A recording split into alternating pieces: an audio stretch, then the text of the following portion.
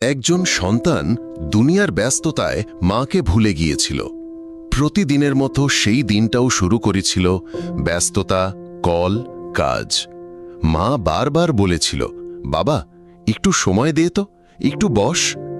সন্তান বলেছিল, মা এখন সময় নেই, পরে কথা বলি। কিন্তু সেই পরে আর আসেনি। সেদিনই ছিল শেষবারের মতো মায়ের ডাক। আজ ছেলেটা দাঁড়িয়ে আছে কবরের পাশে, চোখের পানি বেয়ে পড়ছে, কিন্তু মা আর জবাব দিচ্ছেন না। আজ সে বুঝেছে সবচেয়ে বড় ক্ষতি হয় তখন যখন আমরা যাকে ভালোবাসি তার সঙ্গে সময় না কাটাই।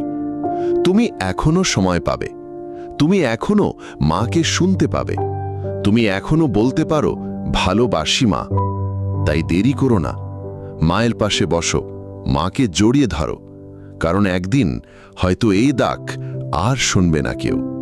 পরবর্তী ভিডিওর জন্য সাবস্ক্রাইব করে রাখবেন। ধন্যবাদ।